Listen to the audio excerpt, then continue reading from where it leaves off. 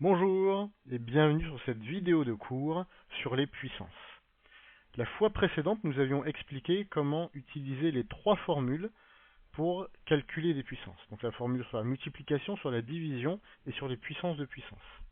Cette fois-ci, nous allons aborder les conséquences d'une de ces formules pour expliquer ce qu'est une puissance négative. Alors, rentrons tout de suite dans le vif du sujet. On va se demander qu'est-ce que ça veut dire exactement 7 puissance moins 3. C'est égal à combien? Qu'est-ce que ça veut dire?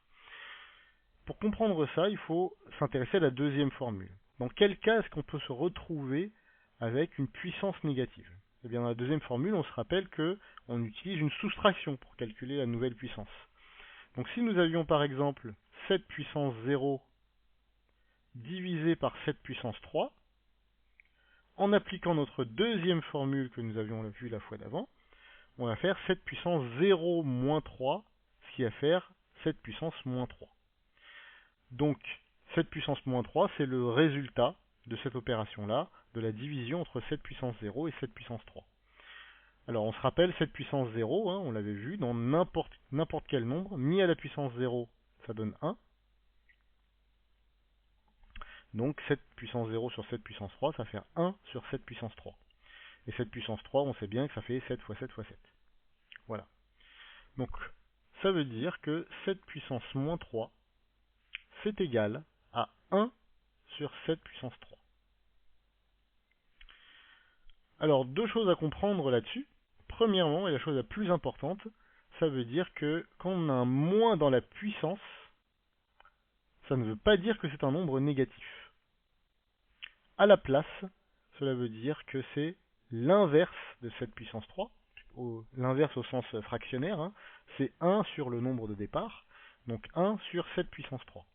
Et la deuxième chose à bien remarquer, c'est que lorsqu'on fait cette transformation, lorsqu'on passe du nombre avec une puissance négative à une fraction inverse, le moins dans la puissance disparaît. Donc on avait 7 puissance moins 3, et la fraction qui est équivalente, c'est 1 sur 7 puissance 3. Donc il n'y a plus de moins dans la puissance.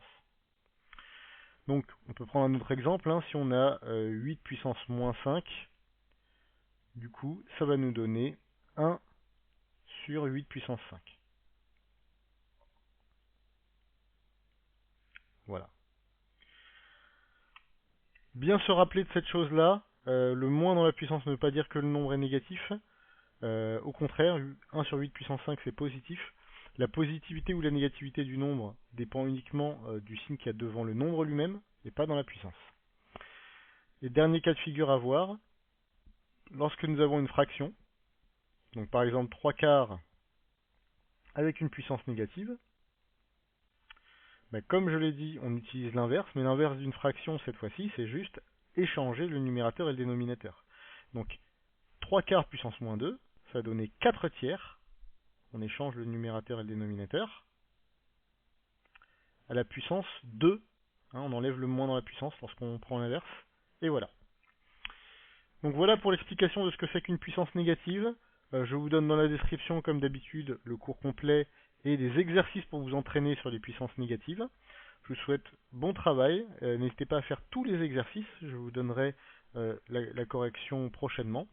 Et je vous donne un dernier conseil. N'oubliez pas au moins une fois par mois de vous faire plaisir avec un bon gâteau au chocolat. Ça fait toujours plaisir au cœur et à l'esprit.